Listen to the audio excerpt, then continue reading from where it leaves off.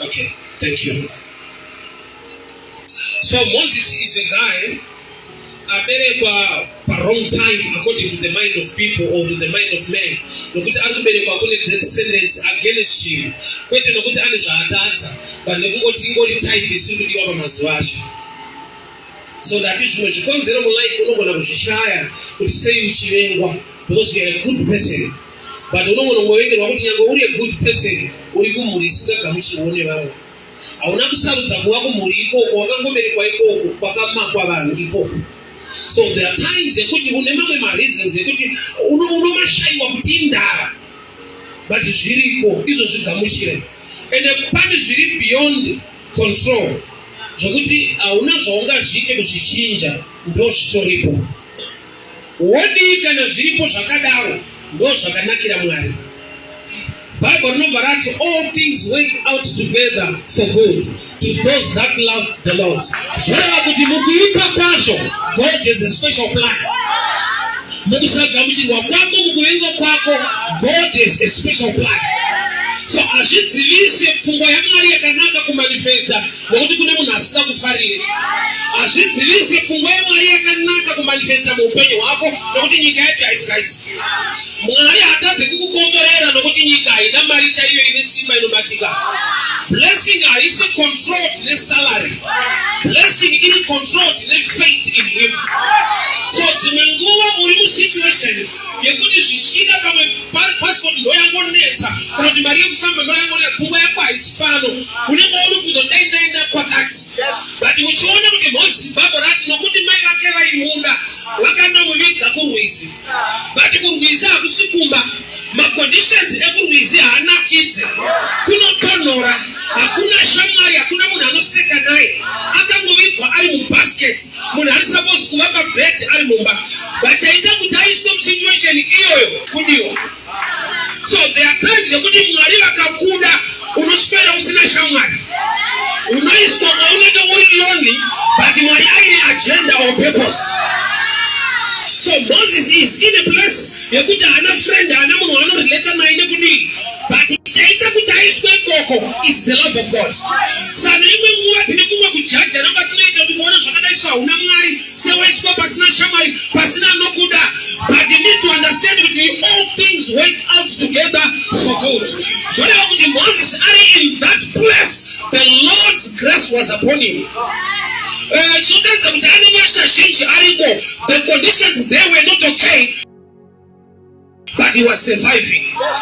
Amene wandiri kushumira kuti the conditions dzinangodaro dzisiri okay, but he was surviving.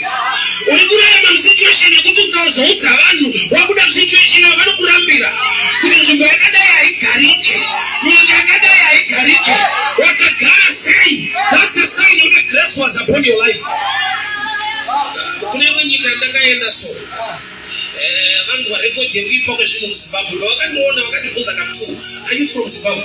Ndovangoti garezva, sure, are you from Zimbabwe? Why? Because vane a wrong picture yekuti kana uri musituation yenyika yakadaro unofanira kunge uri munhu akaita zvinhu zveshe, but vaishandisika kuti ichokwadi zvinoita nokuti nyasha dzaMwari hadzikontrol neeconomy, nyasha dzaMwari hadzikontrol nemamiriro emasystems enyika. Politics hadzina power pachinhu chinonzi grace.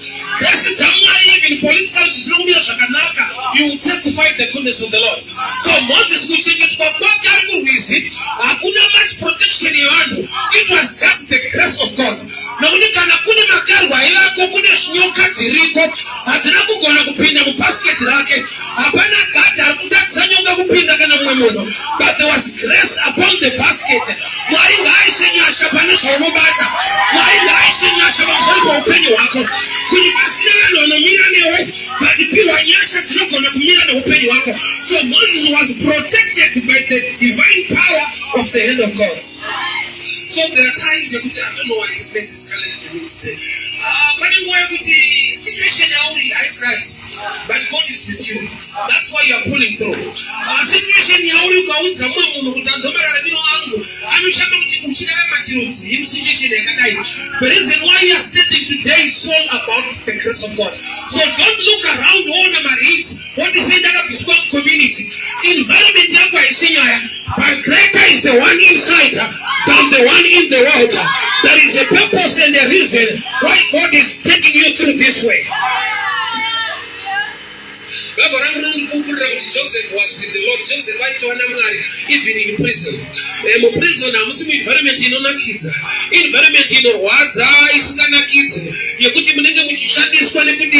but Bible wrote the Lord was with Joseph even in prison. So there are times your environment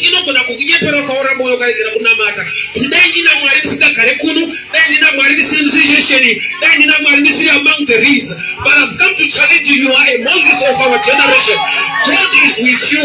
He wants to take you somewhere. Environment, continue to have faith and believe in Him. So this boy called Moses, and basket, among the reeds.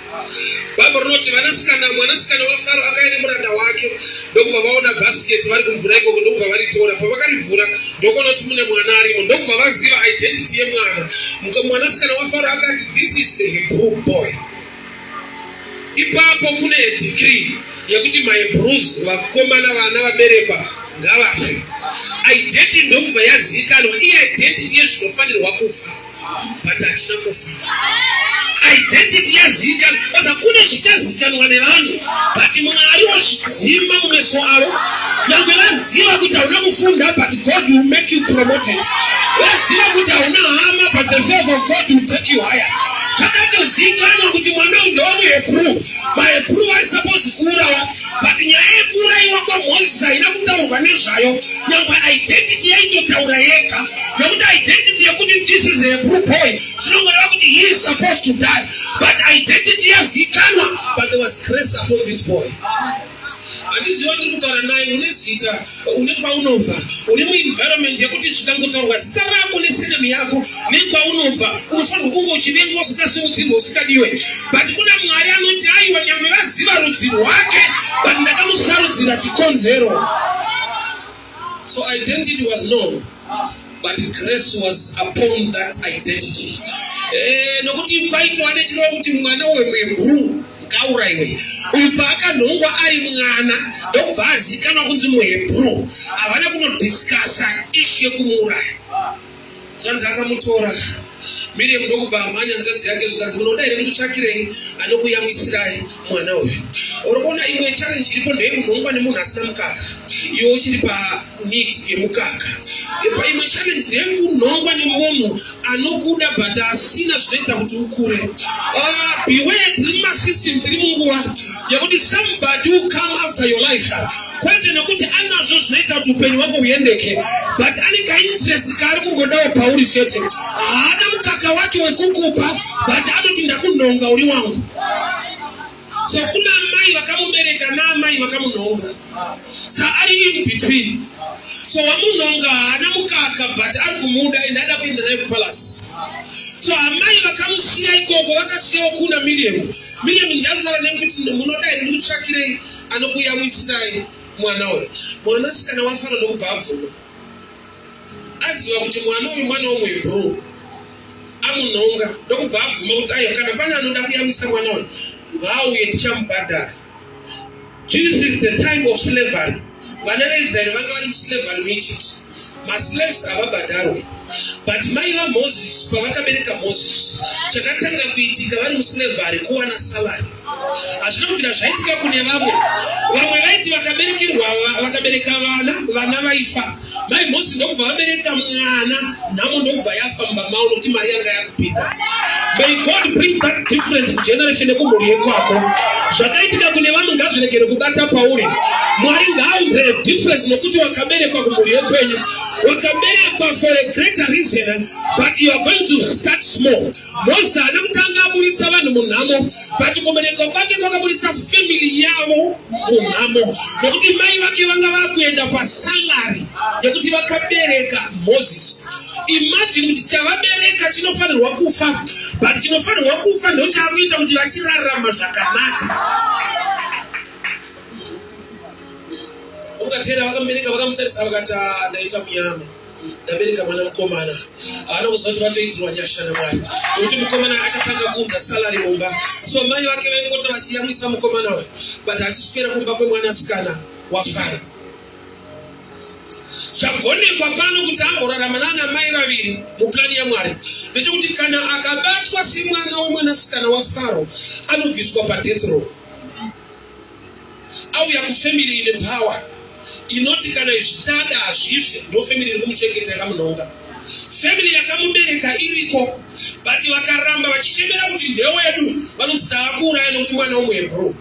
But mai vake vakamurega achitogara kumba kwevamwe amai nekuda kwokuti vaiziva kuti it's for a season yekuti agone kukura nokuti kwauraiwa vana kwete vanhu vakuru. Saka Mozisi akangodarika stage yemwana adarika season of death. So chinoita kuti ayamuke season of death is to be under a wrong mother. So mulife kune vanhu vanonzwa naMwari for a reason, for a season. Yekuti ukasaziva season yacho unochemberera kusiriko. Why? Nokuti season yekuti uregere kuurawa zvanzi kunofanirwa kuuraiwa vana. Saka Mozisi akangokura chete abuda mudeath row. But chinoita kuti akure chii? Kunogara naamai vasiriwo amai vake. Vasiri amai vake ndo vanoita kuti agone kuyambuka stage inouraiwa vana. So ana mai tu vakamunonga nevakamubereka. That's a picture yekuti in life haufanirwi kuva nementality yechurch, iva nementality yekingdom, meaning iva understanding or ability yekudzidza kubva kune vamwe. Usangoti kwedu chete ndoda kuti chanhu kingdom yaMwari. Mindset yechurch ndeyekuti kwedu chete zvatoudzwa ndizvo chete, hakuna kumwe Mwari wacho anopinda kuno, zvedu zviri kuno. Mindset yekingdom, you can learn from those who are outside. Azvino kuti wapanduka kuno ndokwe Mozisi amai vake ndo amai vake, because ndoko anomwa mukaka. But kuna amai vanomujengesa rufu. Acts chapter 10. Mukadzi ainzi Dorcas kana kuti Tabita akafa. Vanhu vada kundomuviga ndobva vanzwa kuti ari Peter ari close, ari panzvimbo inonzi Jopa, Apostle Peter. Vanhu vachitogeza mutumbi ndo vakati ngatichimirai, ngatitume vanhu kunoshedza Peter. Peter akandoshedzwa akauya akanamatira Dorcas, Dorcas akamuka. Chakaita kuti Dorcas amuke number 1 type of church yaDorcas yakamuka pakuziva kuti we don't have the grace to resurrect Dorcas, but kana tanzwa kuna Peter ari close, let's submit to his grace kuti Dorcas agone kumuka. Kuda kuti ukapinda church isingatende zvinoitwa naMwari kune dzimwe unofira imomo. Dorcas anofa kana chechi yake ichiita ina basa nevamwe vanhu. Isu tiri pano tinonamata Mwari. Hongo munonamata Mwari ndimi mwamuna Dorcas muchechi, but do you have the grace or the anointing to resurrect Dorcas?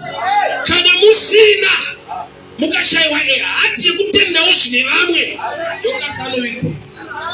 So vanhu vazhinji vauraiwa nechechi. Chechi inogona kuva enemy yedestiny yemunhu. Kana munhu wacho akapindwa nechechi asina kupindwa naJesu. Hazvina kuipa kupinda chechi chakaipa, hazvina kuipa kupinda chechi chakaipa kupindwa nayo. Ikakupinda Jesu anoshaya space. Sese chaunofunga zvese zvaunoita iye kuti yedu. Svika paunoti Jesu wedu nani nevamwe. That's why the Lord's Prayer patonamata tofanirwa kuti our Father, kwete kuti my Father. Kunoti wedre kuti awa baba vedu vatinovashiya nevamwe vanhu. Ende vamwe vana hatizivane but baba vanotiziva. So Moses kumba kwaari kurarama ari hakusi kumba kwawo. But zvakanaka kuti agorarama ari ikoko kuitira kuti adarike season of death. Nokuti kuri kuuraiwa vana. Saka akangoramba ari kumaraini kwavo anofa. But ngauye kuzokurira kuno kana akura aziva kuti ndadarika rufu rwacho ochisunga. So akagara ariko Bible panavereka manzi kuna Hebrews rwati by faith when he grew up, by faith, not by age, by faith. Kunati paakakura mu knowledge, because faith comes by hearing and hearing by the word of God, which means faith is a product of knowledge. Kutenda kunouya nekunzwa uye kunzwa shoko raMwari. Zvinozi chinonzi kutenda chiri chinogadzirwa neword neshoko. So Moses when he grew up by faith, rati paakakura in knowledge, ndo paakati Andingarambe ndichinzi mwana womwanasikana waFaro. Why? Because season yedeath ndakatoidarika. Ndakudzokera kumba kwevabereki vangu. Akabuda kwari kubuda manje. Akubudwe neintelligence, kunobudwa newisdom nekuunderstanda pfungwa yaMwari. Pakuti kudii kwari kubuda kwakanaka kudarika kwari kwega. I know pfungwa yakanaka ndeyekubva kwakati shatei kuchienda kwakanaka. But pfungwa yaMosi ndeyekubuda mupalasi achienda kumaraini kwawo kusina kuti nakira. Saka Bible rati izvo akazviita by faith, which is either the hearing the mind of God, purpose yaMwari. Why? Nokuti Moses hauna kuurawa paurayiwa vamwe vana, but ukanorarama uri kwaFaro waakuzourayiwa purpose. Why? Nokuti kana uri kwaFaro haugoni kuwana calling inoita kuti urwe naFaro. Kusvika wasuduruka kwaFaro, Mwari wasangana newe wakuti tichienda unofisa Faro, what let my people go. Statement iri kupiwa Moses naMwari kuti ndinoudza Faro kuti let my people go. Haisi statement yakapfara, iri tough. Why? He was raised there. He's supposed to go as semuzukuru akarerwa kwaFaro with discipline, but Mwari vari kuti endani hasha unovara kuti let my people go. So there are times yekuti unofanira kuchiverera kwanga kwakambokunakira. Moses ari supposed kuenda kunoudza Faro, akamuchengeta akamurera kubva ari mupana kusvika akure kuti mudharaverekedza vanhu vaMwari vabude muno. Kuti enda unopopotera akakupa chikafu. Naturally izvo zvazvibhala tinofanira kuenda nerespect ndoko wakarerwa. But Moses apiwa calling naMwari kuti enda unofesa wacho aikupa chikafu kuti aiwa zvanyanya wajairira vanhu vaMwari. Let the people of God go.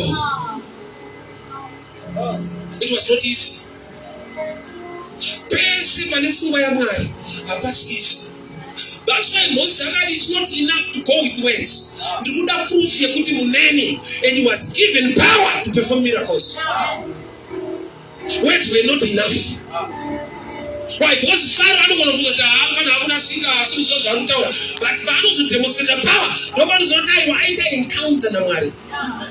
Encounter naMwari aigumire pamashoko bedzi, but also in the demonstration of power. So by faith when he grew up, mukutenda paakakura, kuti mukutenda mune maStages. Tine vanhu vanotenda but vasiri kukura mukutenda. By faith when he grew up, kuna kuti mufaith mune malevels ekukura. Pane kukura kusvika palevel yekuti unoramba zvakanaka nokuti waakuzouta zvina kunakira purpose yaMwari mulife mako. Uri supposed kuburitsa vanhu muEgypt, but iwewe kana waakuchengetwa kwaFaro unogona kukanganwa purpose nekuti waane good life, waakutadza kuona reason yakanzi naMwari uye uburitse hama dzako dzinotambudzika. So Pharaoh chaangaita pana Moses inonzi adoption. Adoption yaida kuuraya the vision or the purpose of God. Nokuti iye akarerwa mune zvakanaka anogona kuignora nhamo ine vamwe, nokuti ndofunga danga ari muzezuru aiti nhamo yemumwe hairambirwe sadza. As long as chiguta ndiri kwaFaro avari kukanya zvidhina meno hawo, it's okay. But Moses wakava nepurpose yaMwari ndokubva aiziva kuti kuramba ndichidya zvakanaka isino purpose yaMwari, kusvika hama dzangu dzakudyawo zvakanaka. Akava nemind iri greater, isiri selfish, a mind nechekuita nevamwe vanhu mulife. Vision yese yaMwari yakaiswa mauri haisi selfish vision, vision iri international, vision nechekuita neroots nedzinza nenyika. Ukamona ndikavision kuti zvangu zvikadai ndikazodai ndeyako. Vision yekwaMwari inoinvolve vamwe vanhu. chaMwari chikaiswa mauri chine chekuita nevamwe vanhu. So by faith vanzi wakaramba ndokubva abva ikoko. Kwaari kubva kwakanaka, anodya zvaanoda, agere mushe. But zvanzi faith ndo yamutuma kubva ikoko. Achibvirei ane zvaaziva zvine chekuita naMwari. Ukasaziva Mwari une zvinhu zvakanaka zvaunoswera nazvo izvo zvisina kukunakira muupenyu hwako nekungoda kwokuti hauzive Mwari. Ndaimboudza vamwe pane imwe nguva ndikati chinhu chiri dangerous kuziva kuti munhu uyu anoita sekunge anondida but handide. Why? Nekuti munhu asingakude anotombokuda. Vanosina kusiza kuti downloada musha. Ndikupe example. Unoona munhu ari kuchengeta huku maraino, purpose yake ndeyekudya huku. Saka anotsvagira chikafu chakanaka achidzipa zvokuti huku ukatoiudza kuti ari kukufidha iwe ane kamwe kaplan against you, dzinogona kukurambira kuti hayo mabatiro atiri kuitwa acho soga tiri pari nani.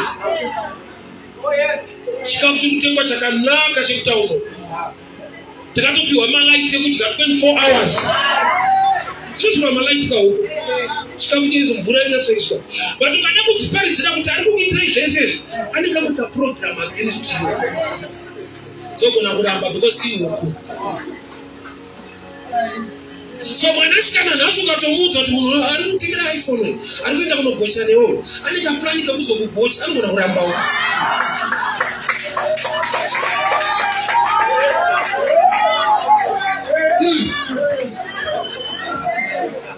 Chinomupa kuramba chii? Mudiki pakuziva. That's why I encourage the youth to have so much respect to my elders. Unamuda very intelligent, but intelligence I beat it not the experience. Experience is one of the powerful things in the world.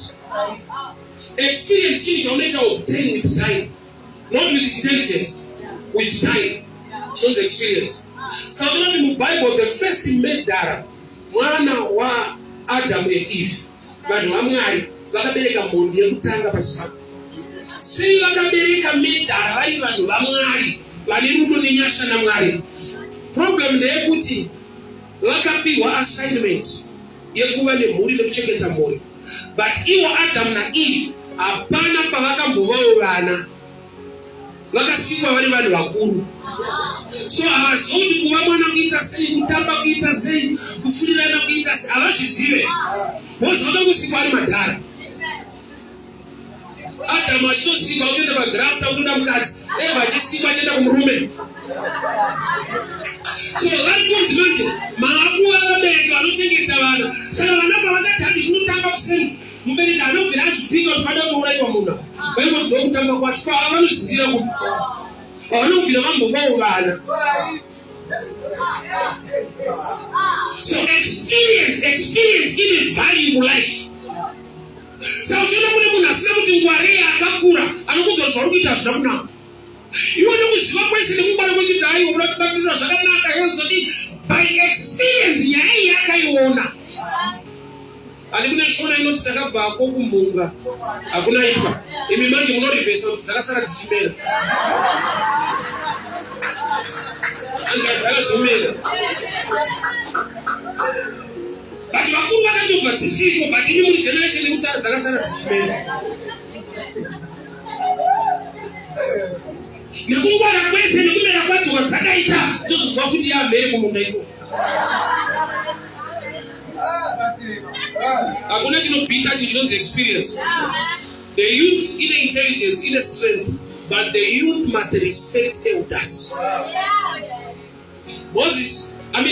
Samuel paakadanwa naMwari akawana help na mentor aiti Bishop Eli.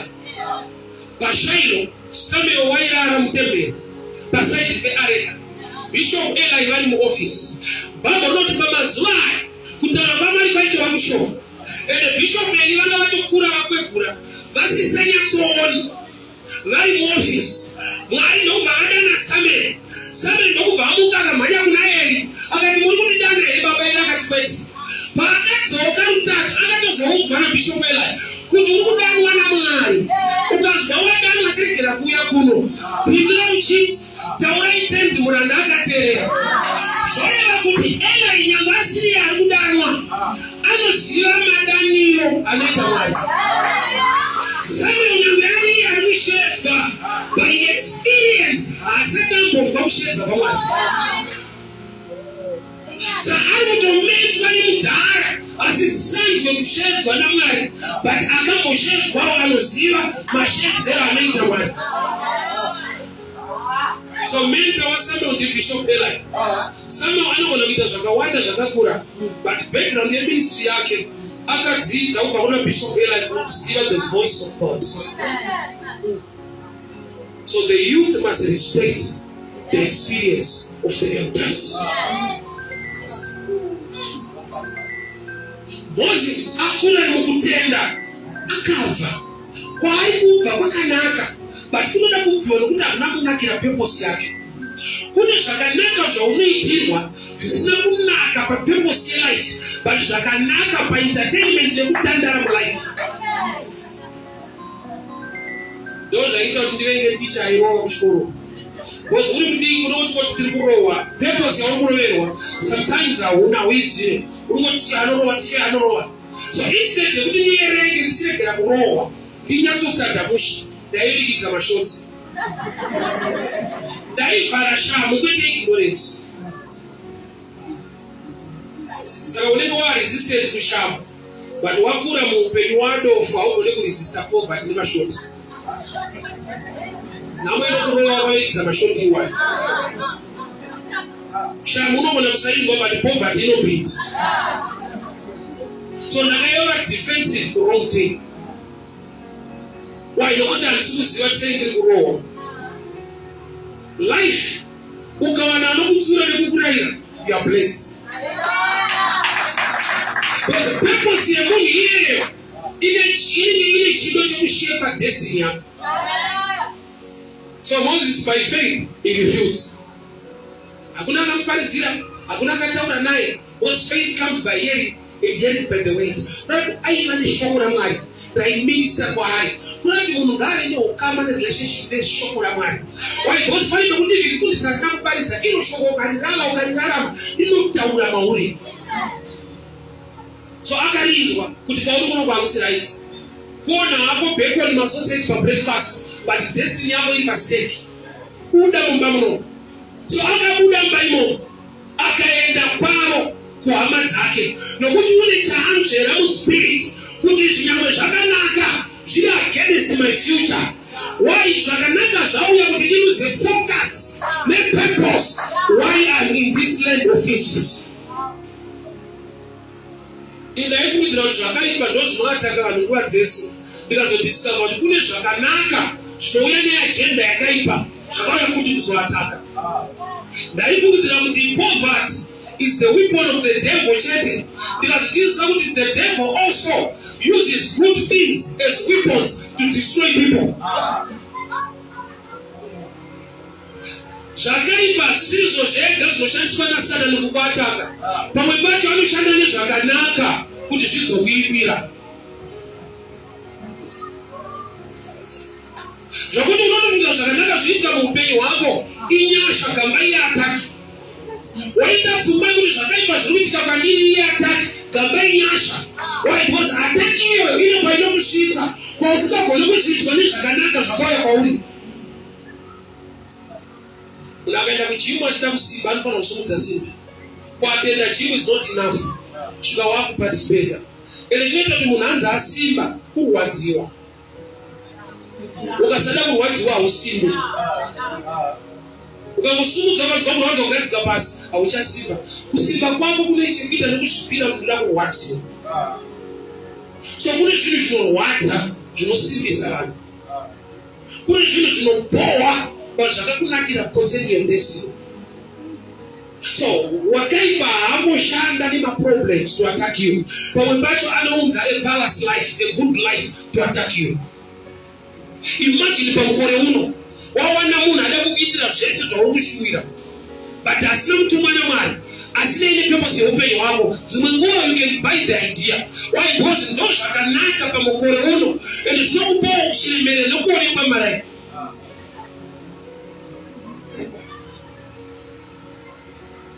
Kune semunhu uchiremerera. Chiremerera chinodiwa but unogona kuremerwa ukazoremara. Why? Because waenda muzvinhu zvisina ine destiny yako. Zviri nani kutarisirwa pasi nhasi uri muvision nefocus yedestiny yako than to be born today and die useless. While you were Joseph, the way you made the patrolling hand was through the prison. The accused one Yasha Sabita. Can I tell you of favor yake umbe yaka pakushumba kwete kwani lana anakubira naye sakamira na Daniel ishumba ndokuti ndo dzakazoudza mambo chokwadi kuti wamakanda we are right but makanda wali wrong to us. So there are times the lions are not against you, they are for you, but in you want to be among the lions.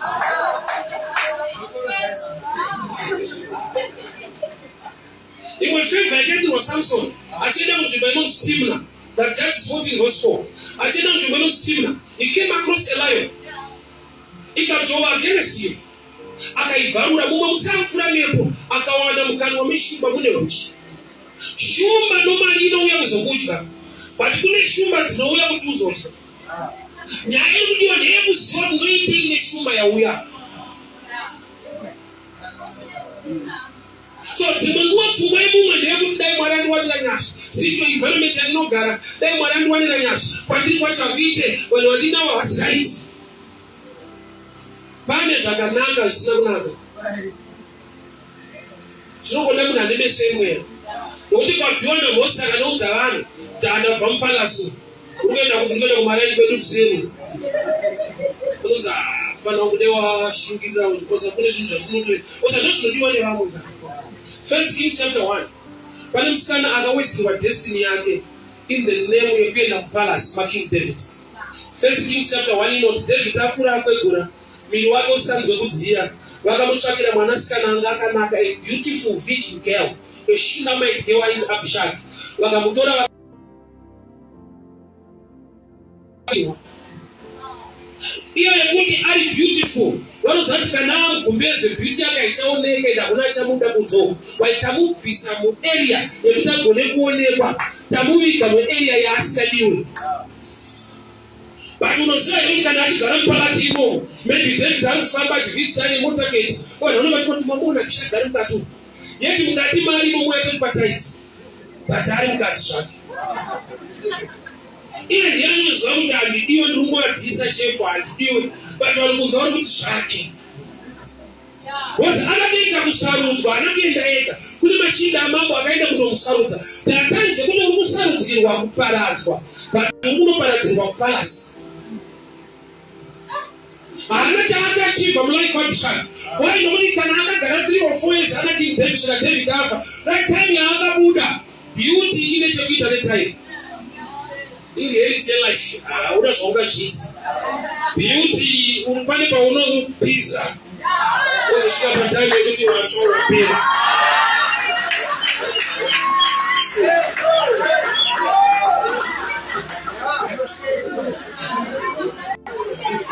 So time yakabuda Abishagi mupalasi kunzoko vanhu vangava kuti makadi ikoko. Generation yaifanirwa kumuroora yakatoroora yani mhuri dzayo iye angodzoka nekuti ane mudhara waaidziisa kurati vanhu vanga vasina ine destiny yake but akaenda kunowestirwa munzvimbo yakanaka. Hakuna chakanaka sekugara kustate house but kugara wako usingadiwe ma1 unoabuswa in the name of good things. Tine vanhu vari kuitirwa zvinhu zvakanaka nemunhu ane plan yekuvaabhusa. And zvichida musikana wacho anotoziva kuti murume uyu ane mukadzi wake unotozviziva but nokuti une zvakanaka zvauri kuitirwa hauoni abuse kutongokutipa ndo abuse yacho. iPhone yauinayo iri paprogram yekukuabhusa zvakanaka zvese zvaunoitirwa ndo program yacho ukuabhusa iwewe. Zvinotoda wakura wakuva nemeso emweya kuona kuti pana musandindoitwa hafu nemaiphone iwaya ane hafu maiphone anopiwa vanhu vasiri kuzorohwa futi anopiwa vanhu vari kuwestwa. Ngatingwarira asingakuda anokuda akawanda nokuti ndinokuda iye asingakuda because anokuitira zvaunoda but ane time yaari kuwesta life yako nedestiny yako. Abishagi was abused in the name of palace. So abasi pese Satan bano akatanga le bad things. Sometimes beware of good things. Sina one. Os akura akati kumba unova. Masoseji anabasa good life anabasa breakfast yawa anabasa. Dada kunotsvaga pepo sei Mwari vakatidana. Sei Mwari vakatitendera kuti tipone parufuro inoiwa vana vese rikararama. Mwari vasangana naye vakamuudza purpose. Ende anobudisa hama dzako munhambo. So he became a deliverer of his own people. But zvakatangira pa decision making. Life iri spiritual, life futi iri physical. Kune zvimwe zvinotoda personal decision. Kuti ubunde mazviri. Zvinotoda kuita sarudzo. Munhu ane inonzi will power. Pamwe pacho unokutoti mwechine sikanondiite zvakati. Kwewo wacho unombofungei unodei mulife. Unoziva kuti wakaipa anotrasta mafungiro ako nekuita kwako. Oh, I will download this way. Chakaita kuti Satani ari Satani. Ndibatsiro ndinzwe musheka pa. Mwari havana kusika Satani. Mwari vakasika angel yainzi Lucifer. But iniquity was found in him. Nokuti wakafunga ndakutora chigaro changu chiri pamusoro pechigaro chaJehovha. Which means chakaita kuti ari Satani arisi demon he thinking. Which means thinking is more than a demon. Because kana thinking yakagadzira Satani. Zvora kuti Satani hadi kupindwa nedemoni kuti ave Satani. Kusati kwaane mademoni akatoita Satani nekufunga. Kufunga kuri powerful. Mind yako ine nyaya. Bato yemunhu nadevil inotangira pamind. Mwari achiti vanhu vangu vaparana nekushayiwa chii? Knowledge, mind ine nyaya kuziva. Jesu achiedzwa naSatani akakunda nokuti aiti zvakanyorwa zvichinzi kuti airisa information ndoyakadzinga devil kwete identity yekuti ndiJesu. Satani akatoaitozva ndiye Jesu wacho. Haana basa kuti upriest unopinda church ada kucheka the knowledge in you concerning the word of God. Make a decision Moses. Hakuna kazi ya crusade. Tulipokara kuna kuchibatirwa kuna kuchika zvakanaka. Mukana no purpose yenyu. He grew up by faith. Don't Bible that he refused. He was not chased away. He refused. Anamtimba ndiye ndaneta ne good life. Ndakuda inobowa but in a purpose man. Daka sana ni vanhu vanomukatela kuti pamwiri muneshoire navo. Upamuda unogara muchibva mukatinakiri mukatambira kuno indava. But zvauya because of faith. So basically unoita a decision it led by faith in the word of God. Hakuna vanhu vanokomberera maoko. When I started ministry in 2006, kuwanzana kwataigara muparengi so even my friends didn't know kuchikoro vakazondikansela. Most of them zvatanga sei that it was a dream so don't have to tell them pain. Zvinongouya. Akaduudza mafacts on the ground but akatoziva kuti munhu asitondi kansela. Adamikansura. Was it destiny yangu? Ndozvandanzi naMwari ndiite. So beware of good people who are not godly. Beware of good people who are not godly. Kuna vanhu vasinganzwe Mwari zvachose vasinganamata sei naMwari but vanotaura mashoko akanaka kwete umwari akangonaka chete in general. Dai ndakateerera shamwari yangu iye anondidai kupi aitaura zvakanaka but zvaipoka nezvakataura Mwari in the dream. So pese paunoita a decision it led by faith in the word of God. Very few people celebrate you or love you or encourage you. Saini yekuti ndiwo wakanzwa Mwari havana kunzwa havawirirani nezvauri kuita nekuti havana kunzwawo zvakataura Mwari wacho. Iwo unoda kusimba nevanhu vasina kubvira vanzwa Mwari vasingazive Mwari kuti vakupa advice pamusoro paMwari wavasingazive. It's impossible. So akamake a decision yaitora boldness nokuti anoziva kuti this is the will of God. Handikaramidiri kumba kwaFaro. I must come out. So ndaizondana nemamwe pane decision yaunofanirwa kumeka. It doesn't make sense. You don't make a faith. Why you need a purpose? Make decision. Young man, you should follow it. Okay, expect that the people celebrate you. Make decision. The world I know not should have. You need to find out on the wrong side than on the correct side. You can find them on the wrong. You don't find them on the rebel against God. Because he is church.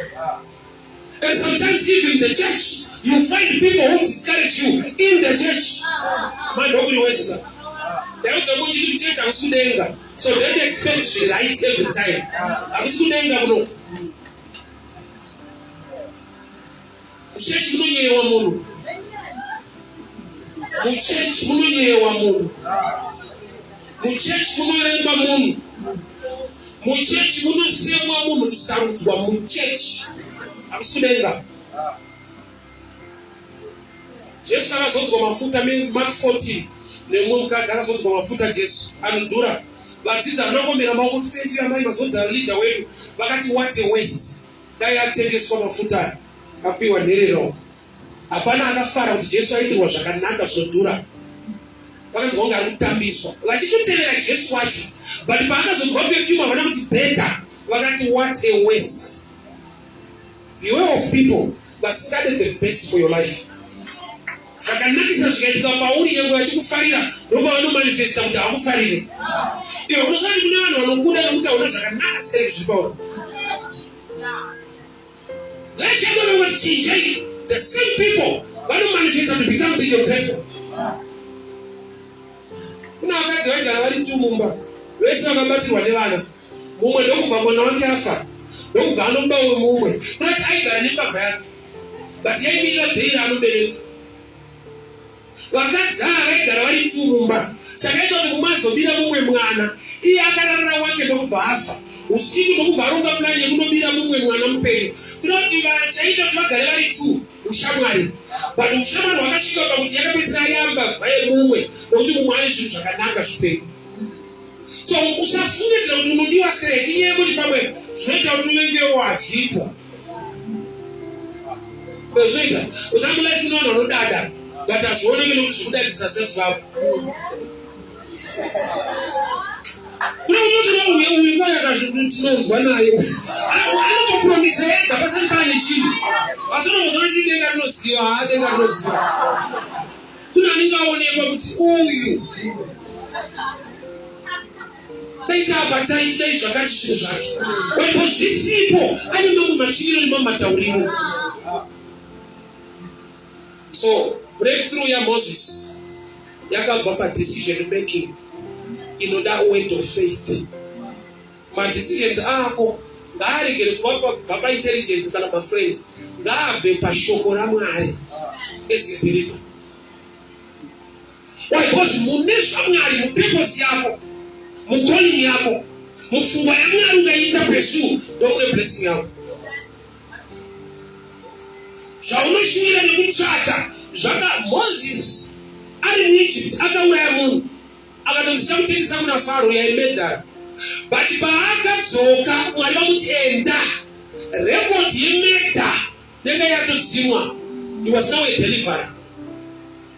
Mwari vakashanda naye akabudisa vanhu veEgypt. Church means way purpose yaMwari muupenyu hwako ukaita pursue ndokune blessing yako. Zvaunotsvaka nekuchemera zvakarigwa ukaziva Mwari zvaanoda kuti uite.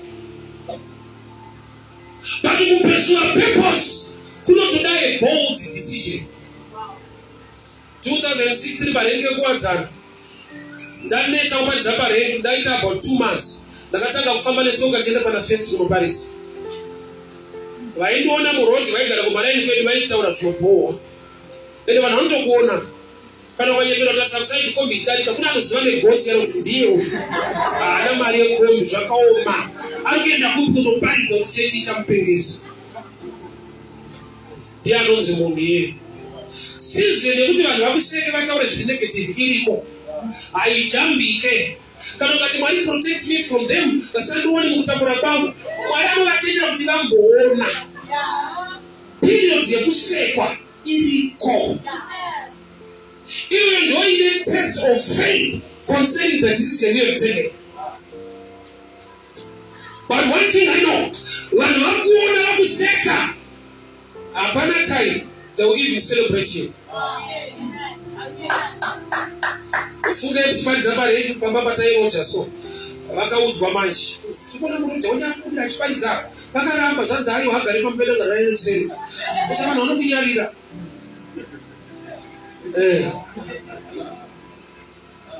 Andina kuona munhu ndakaramba ndichikushumira Mwari.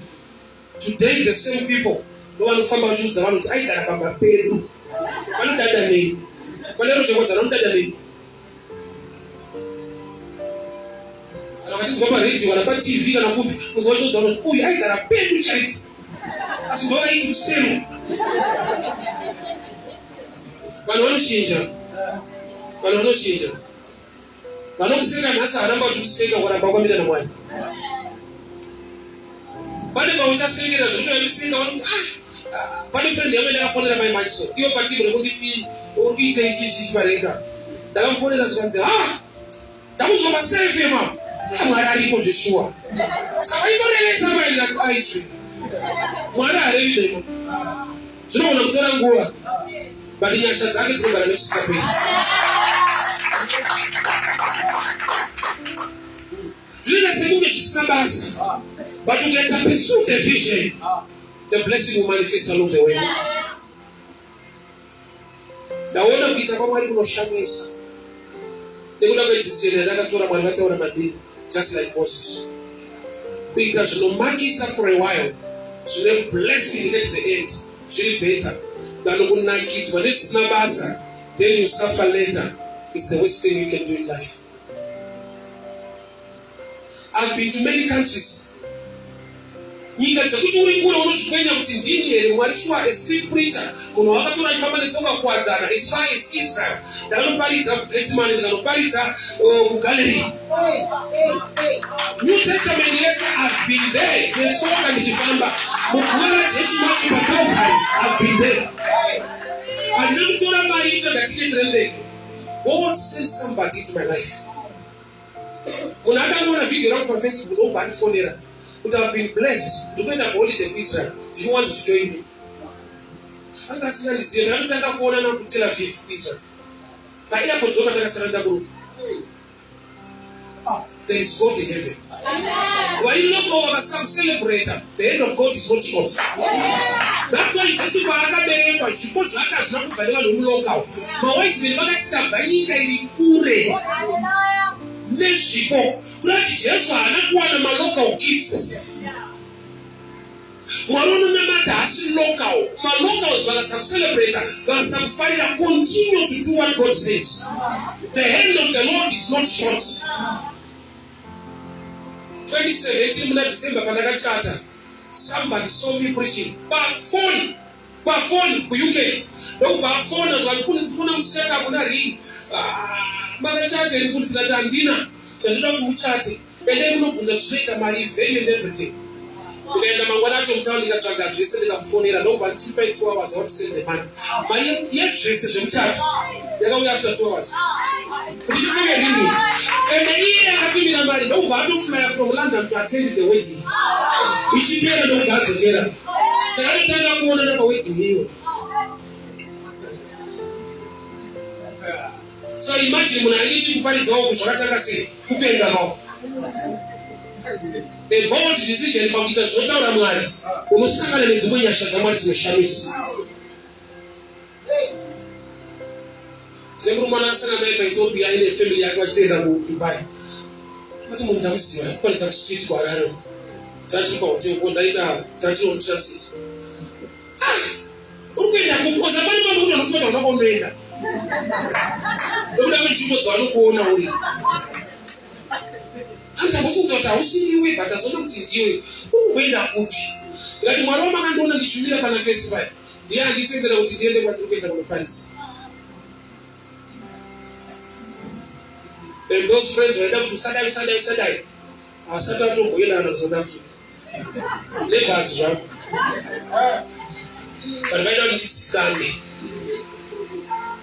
beware of good people who are not godly. Usati decision cheaper. It was a tough decision. Why? Because even breakthrough and blessing will pay you again. So basically, you the devil, you send people to intimidate you.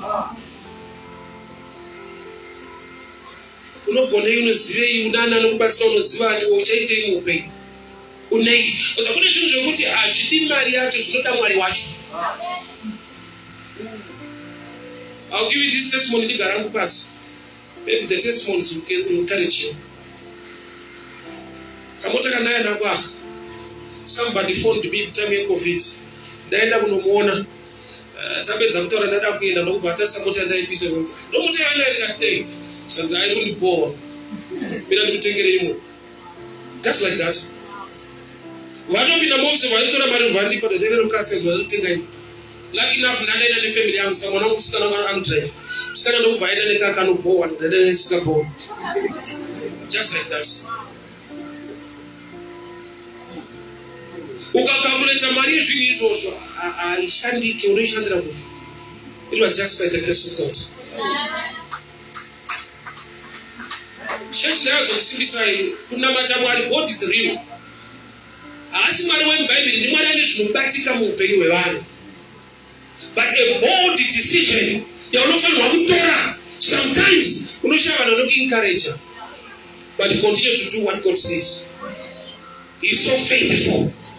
Mwari vakatendeka zvekudaro zvokuti paunozotarisa before na after wega usina kuudza unoti uyu ndi Mwari wedu. Hakuna munhu unochinja munhu kusvika apa, hakuna munhu unoitira munhu zvinhu izvi. Uyu ndiye Mwari akaita chinhu ichi.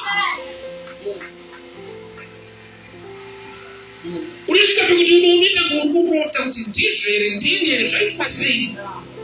Baba rangu rinoti zvisina kubvira wafunga kana mumwoyo mako kana kuimagina. You can do. That scripture is real. The nations are not going to a dream about. Kana. Ya mose mti meba your salary. Ya kuyamisa mwana wao. Ani kuyamisa mwana wao ndio tsitire ndoma wafana kubadalo. Ndio waka badalo wapashusika badalo. Mukonviti momo. The same guy who gave me this car. Akanisa pa salary for a year. For a year. That for this year, for 12 months, I want you to receive salary for a year. When you are going to shanda, you go gara.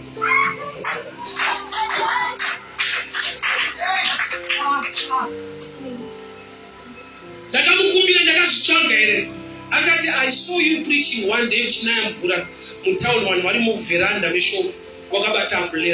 that dedication, I must bless you.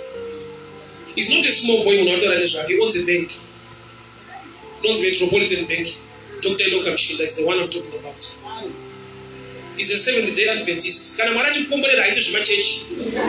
can use anyone from any denomination. So not even in mind, he's kingdom-minded. He more than the church stuff. Imagine one day I'll get salary. But in my life, I can testify. Utambira gorere soskende bus. Shiriko. Salary. This papa salary payroll. Uskende kubasa shiriko. Asinya tsemba ibiri. Mwaru yakatendeka zvekutodaro. Ndiye wazuro nasi na mangwana. Shawaiti wakunze aita. Anoita. Anotoita even na nasi. Singabviri muvanhu. Why is not here? I've seen the end of God in a mighty way. So when I get to Namata Zodi, men as I do Maraka and see it. And the national Tadeo Mominas are written. There are times in which when I'm free, the government of street Muparinga, people say, I'm Chawiyaka. Don't tell somebody to Murondishi. Even that when you can put a Zagadi. Davila ndege zakadida garama hotel za akaita sei. I still go back and preach Christ. Why not? Mwari wakatendeka unoti nofana kuti stop. kunaka kwamwari ndokunondisunda kushumira Mwari nokuti Mwari wakanaka. Bazvinotangira decision making. Zvichisekesa, zvichinyadzisa, zvichibohwa, vanhu vachikupa mazita. Asi kune zita riri pamusoro pamazita ose. Nokuti Mwari vakakuwanira nyasha. Inova nhororondo. Tiri kuwanza namadhamu wangu vanhu vaita majuti maraini. Wavasukawo ndiro nekudii kasipo kasara ikapo vaita kurakumba ndokataigezesa tichienda kunoti kuparidza. Tisu vacho vaisekwa muraini tisu vacho. Wakamboshandira munhu asina mari but angoda kumushandisa. Uza kuita house girl kumayadhi kuti nani vanoti house girl kuseri kwemba ino. Ndono iyi type yedu but idangoti idzisawo. Nemugowo wacho chiti ukautarisa kuti shuwa ndozva unopiwa ipima gumbeze so upiwa $2. Inoziva kuti munhu anofa nekuwasha. But kunobviwa ikoko. Ndinaona sikana wangu 2. Family yangu 3 ndikamukomana kadiki. Ndinaona vasikana vangu 2 mumwe achita grade 7 mumwe achita grade 3 vanenge vatokura but taigara mu one room yataidivhaidha ne kuti taigara 2 in 1. Taigara mu 2 rooms ziri mu 1 room. Zvinoitika kunobviwa ikoko kudenga kuna Mwari une nyasha. Haurambe wakadaro. It's a past phase. Bible wrote, do not despise your humble beginnings. Believe God and trust Him. Unotanga uri Moses ari kukomhanya ari kufudza mangwai kwaJethro. Wozopedzisira wakuti prophet Moses the deliverer of the people of God. You start somewhere. Problem generation sometimes tine vanhu vari kumusoro vasingatsvage kuti vakasvika sei zvokuti nesuwo taada kuva ikoko. There's a process, there's a way. Moses akamake a decision isiri favorable pamazuva ake. How can you join a family iri muslavery uchibva kufamily iri mupalace? Hapana kushanda common sense. That's why Bible writes by faith. So may the word of faith dwell in you. May you make decisions according to the word of God. Kana vanhu vakasamira neveramba wakamira nokuti Mwari vakatendeka. Kana vanhu vakasamutrasta iwe trasta Mwari nokuti unoita zvikuru. Believe Him and trust in Him and I'll see you through. May you raise up to the mat. Father, I decree and I declare upon this church, upon this youth, purpose, the focus. Chamanga chikada magali Mwari. Vanaveni vanokudai nekurevesa nemoyo yavo vasimbisei vagonesei ngavasvike kwavanofanirwa kusvika. Nyika yakaoma, zvinhu zvichirema zvichirwadza. Ava nokuti vanokudai Mwari wangu. Imi musingakontrolo nemamiriro ezvinhu. Imi munovava zuro nhasi namangwana. Ndinotaura blessing, ndinotaura favor, ndinotaura breakthrough, ndinotaura mikana ine chekuita neupenyu hwavo iregere kuvadarika. Mucheni mweya wokuabhuswa, mweya wokushandiswa, mweya wokubatirirwa. Ndinoraina uregere kubata pavanosikana. Baba, ndinoprofita michato newanano zvakarongeka zvinobva pamuri. Wese anonyemera asingarovesa muupenyu hwavo varegere kubata pamusoro peupenyu hwavo. Mucheni wakatendeka imi wazuro nhasi namangwana. I speak blessing, protection, favor upon the church, upon the youth and upon their lives. In the mighty name of Jesus. Amen and amen. God bless you. Thank you so much.